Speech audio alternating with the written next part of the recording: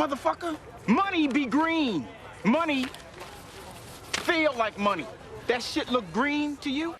All right, it's time for the odds. Money be green. Regis Prograis, straight up on the money line, is a plus 300, and Devin Haney is a minus 400. Before you get into the entire breakdown and how you're going to be betting, Bryan, is this line reasonable? Is it fair, or is Regis getting disrespected? A lot of people must have been betting on Devin Haney because it was not this wide some weeks ago. But I always felt like it was going to land here because I think what people are having trouble with, one, maybe the casual better, because the boxing market is not as sharp as like the NFL or the NBA, for example. And I've been getting rocked by the NBA this year. Fucking stupid ass Julius Randle for winning my Jalen Brunson prop last night. But we have Regis Prograis being a big underdog plus 300. Not big in boxing terms, but I think a lot of people just trust Devin Haney more of a name. And there's an easier pathway to seeing a Devin Haney victory because he can win on points, because he beat Lomachenko. And I think people are just doing the math of if he got the decision over Lomachenko, if he beat, Jorge Linares, like whatever, they're probably just looking at it that way. I think Devin Haney is a little bit too much of a favorite because I think Regis Prograis has a real chance, but this is something that Regis Prograis is going to have to overcome. Is he going to be able to just figure out how to make this into a fight? Because my biggest thing with this is I think this fight could flop very easily.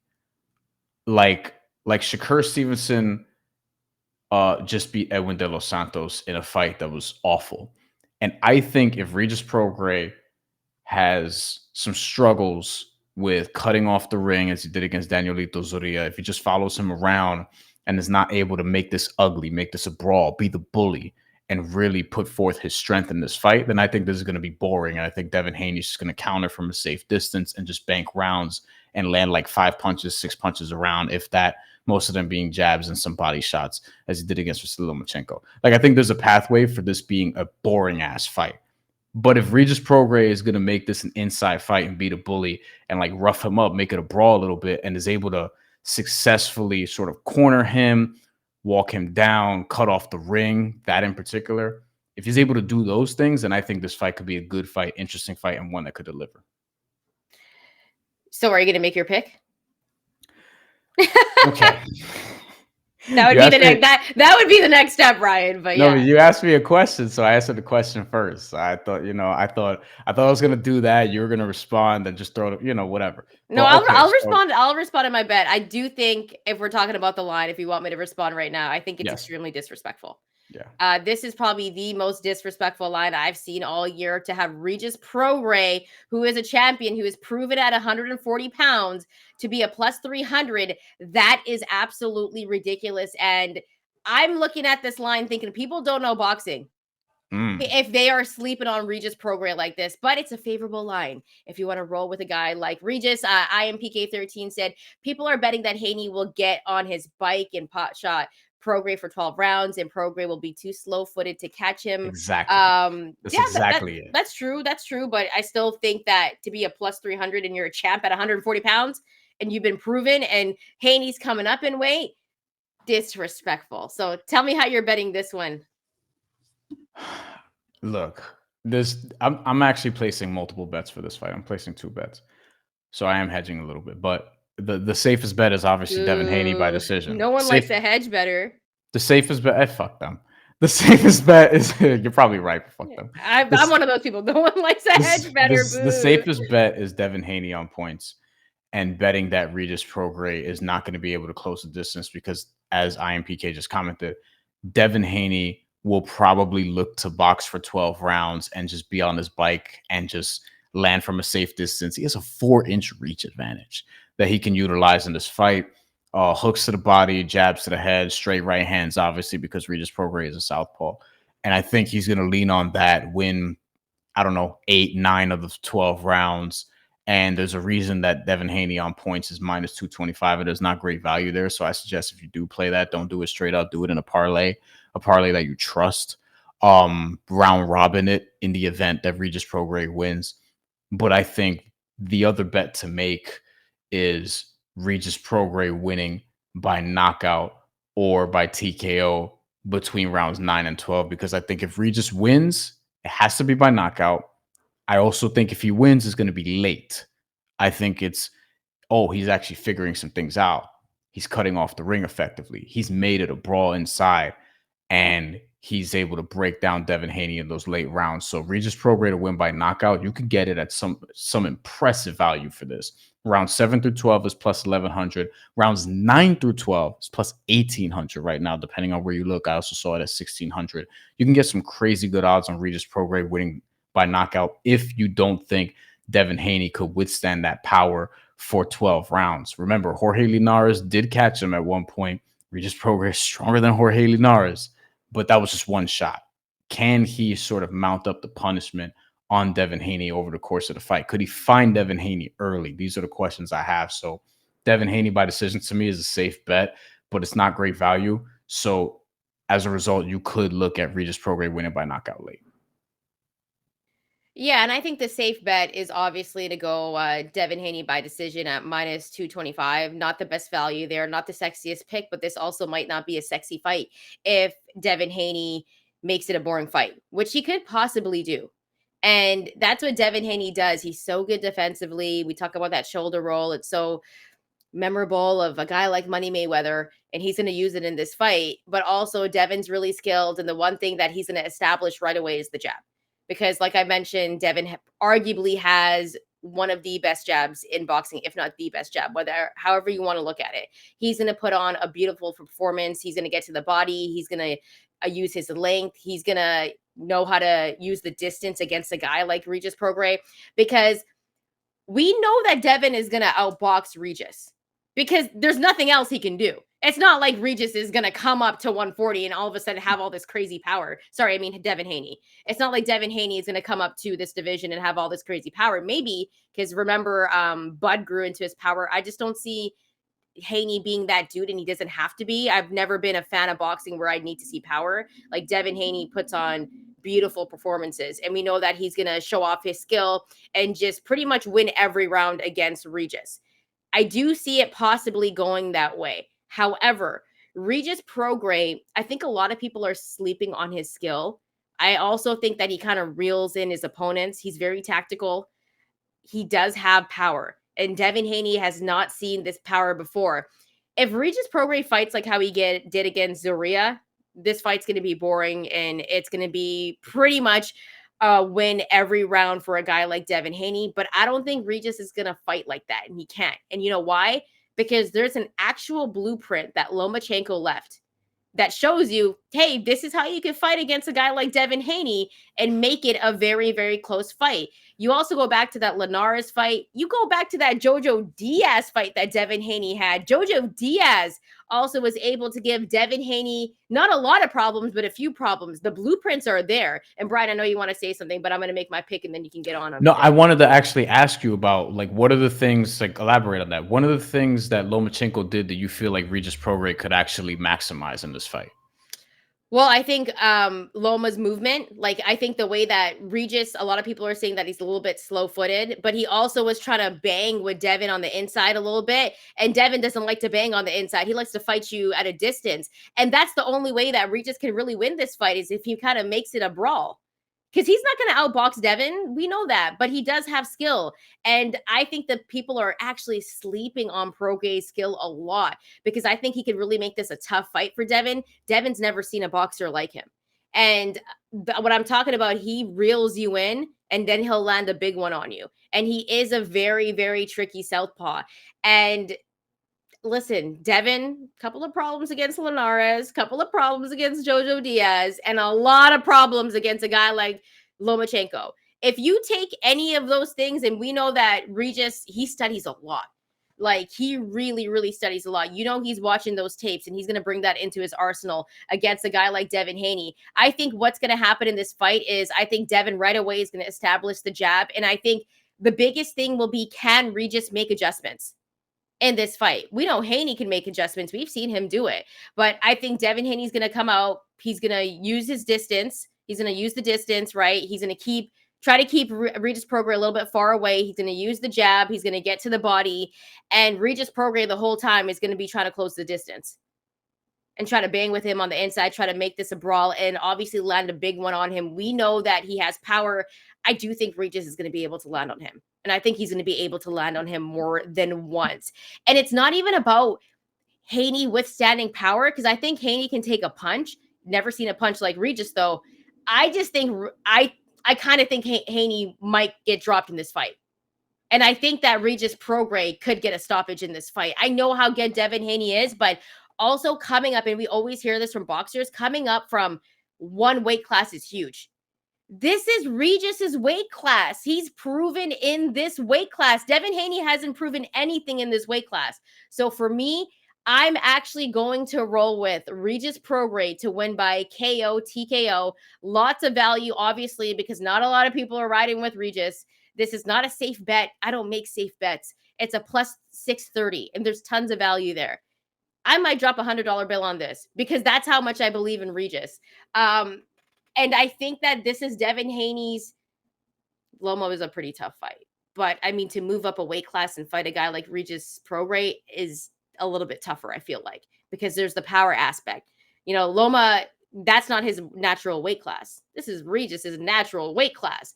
And you're coming up, and a lot of people say you have pillow fists. You're going to be jabbing all day. It's not going to do anything to Regis Prograis. Like, for people that think that Devin Haney's going to stop, that's not going to happen. I know I said Canelo would stop John Ryder, and I was wrong about that. Well, no, Canelo should have stopped John Ryder. That's not your fault. Okay, yeah, I know. Like, you know that tiny ass, that tiny ass ring, he should have stopped John Ryder, but he didn't. And I know that that is a very, very tough bet to make. And I'm not saying that Haney isn't going to be up by a ton of rounds. He probably is. But I think Regis is good enough. He's tactical enough, and he's skilled enough where people are actually saying, yo, where is Regis' skill? I think Regis is going to cause Devin Haney some problems. I think he is arguably the best 140-pounder, 1A, 1B, him and Teofimo Lopez. I think Regis gets it done. So that's my pick, and that's a lot of value there. Let's get to the comments nerd. Prograis doesn't have one punch power. He's more of a, yeah, it's true. His power comes along. You're right. But I do think he's going to be able to land on Haney more than once. He doesn't have devastating power like Tank Davis. But listen, if you take a look at what Linares did, if you take a look at what Jojo Diaz did, Lomachenko had Devin's face looking funny. Do you think Regis Prograis has that level of speed that Lomachenko did? Because it looked like the speed also surprised Devin Haney at times and bothered him. Do you think Regis Prograis could land like that? Or is it just going to have to be more like he picks his spots to land power shots instead of just going straight speed at him because he doesn't have the quickness Lomachenko does, who's naturally, you know, like a featherweight? Okay, so Loma's speed is like uncomparable, right? Like it's unfair to even like make that comparison. I would never make that comparison. I don't think Regis has that speed, but I do think like Regis like reels in his opponents, right? Like he's a tricky southpaw. So I think at the same time, like Regis is one of those guys that's like willing to get hit to hurt someone, right? To land that big one. So he's going to put himself in positions to make it a brawl. He's going to close the gap.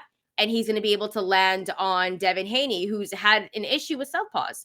He's had a problem with southpaws before, as good as he is. Regis feints, and in an awkward, herky-jerky, old school style way. That I think if he really feints a good deal, he'll get Devin Haney's reflexes going and open him up for some shots. Before we get out of here, drop some comments, guys. Predictions. Who do you think is going to win? How? What bets you're looking at? We'll go for a couple more minutes here, but I want to read some comments before we get out of here and leave this up on YouTube. Maybe post a couple clips from it. But yeah, I think this is an interesting fight. I just hope that it's an interesting fight in the ring because I think Devin Haney could very easily, not easily, but it could. There's an easy pathway to seeing this being a boring fight if Regis Prograis can't figure some things out. But I believe in his ability that he can figure some things out. I'm literally, like what I said, I'm taking both bets. Like the safe bet is to have Devin Haney win by lame. Okay, anyways. Parlay, whatever. It doesn't matter if it's lame or not. But it's like if you're gonna give, if you're I'm gonna just give you me a hard time. I'm just giving you a hard time. But yeah, you're pretty much saying that Haney is a safe bet. But you're saying Haney is a safe bet. That's obviously the bet that everyone's going to take. But you're saying you do believe Regis has a chance in this fight. By the way, If you're that you're giving me hedging. Regis, to win by knockout at plus better than 1,000 odds, better than plus 1,000 odds, and in one instance, rounds 9 through 12 plus 1,800. If you're giving me that, like, yeah, I'm gonna sprinkle $1 or $2 on that. Like, Yeah. it's something I'm gonna take because I can bank on Regis being able to figure some things out, catching him late, and being able to finish Devin Haney. I think that Regis Prograis can do that, but it's not something that's going to be very easy because people have tried to do that to Devin Haney and they haven't yet, even though they've rocked him in the past. Yeah, but no one's had Regis's power. Like No. he hasn't fought a guy like Regis before, and Devin's moving up in the weight class. By the way, guys, we are going to have a post-fight live show, so make sure to rock with us after the final bell, after the interviews. You can rock with us, and we'll be breaking down the entire fight, taking your comments. So make sure to join us after Devin Haney and Regis Prograis. Bryan, before we get up out of here, should this really be pay-per-view? I believe so, but I'm like a boxing nerd, so I'm excited for this fight. Do you believe people will buy this fight, Bryan? No, it shouldn't be pay-per-view. I think there are like 5 or 6 dudes that should be on pay-per-view. And respectfully, love both of these guys in the ring. I don't think, because especially on the zone pay-per-view, no disrespect, but like, how many people are gonna actually buy this card that are casual boxing fans? Diehard boxing fans, you'll get like, I don't know, 50,000 of them. The David Benavidez fight with Demetrius Andrade didn't do shit. Did you hear about those pay-per-view buys? Yeah, really Like, bad. we got to stop putting dudes on pay-per-view that aren't pay-per-view fighters. Like, let's be real about it. Like, a lot of this should be on TV. Yeah. Put it on TV, and that's fine. Put it on TV because it'll be better for the sport. Stop putting everything on pay-per-view. Motherfuckers are not going to pay $49.99, $79.99 for these fights. They're gonna keep pirating it, go into these sites, watching it, and then people are gonna be like, "Hey, how come this only did X amount of buys?" Like, yo, the fucking economy is all fucked up right now. You want to fucking make people buy pay-per-view? Fuck that. That's grocery money. It's true. Groceries are expensive. Yeah. Yeah. And nerd. Thank you. Yeah. Fuck Christmas gifts. Come on, it's the holiday season, bro. I'm like, come on, man. Let's go back to IMPK 13. This is wait. Let's not forget Loma landed the left several times. He did. I wanted to go to Hustle Man because we haven't gotten to Hustle Man yet. He says 8-4-9-3 Haney or Prograis KO 8-12. That's basically where I'm at. Basically the same thing. Although I would say 9 through 12, or he said 8 through 10. My bad. I would say 9 through 12, 7 through 12, but same difference. I would say 10 through 12. I think if it happens, it's definitely going to happen in those championship rounds. And I do believe if Devin Haney makes it a Devin Haney fight, that's going to go the distance. We'll get to more of your comments. Wait, IMPK, what were you saying about this IMPK 13? Sounds like you could bet the over, Bryan. Yeah, the problem with that IMPK is that the over-under is 10.5 rounds and the over is like minus 600. So it's just, I honestly think this is one of those fights you could make the over-under 11.5, but they're not going to do that. They don't feel the need to do that, and it is what it is. All right. Well, thank you so much for rocking with us, guys. Do we have any more comments? Do you want to leave any last comments before we get up and out of here? If someone has a good one to send us home. But yeah, we'll remind you that post-fight live show is happening. God, what a month. There's Jake Paul next week, and we also have Bam Rodriguez. That's going to be a great fight. I'm working that fight, so we're not doing a post-fight live show. Yeah, but that is going to be need a break, honestly, because like work's been crazy, but also we're doing 2 lives the week after because before Christmas and after Christmas, you got the heavyweights. Anthony Joshua, Deontay Wilder, who are not fighting each other, but on the same card. Also, Dimitri Bivol snuck in there, and he's going to be fighting Danny Dubois, Jarrell Miller. And then you also have Naoya Inoue the morning after Christmas, where a lot of people are going to be hungover. So this should be fun. It is Boxing Day in Canada, though, so we'll be ready for that one. Anthony Beck, great show, guys. Anthony, thank you for joining us.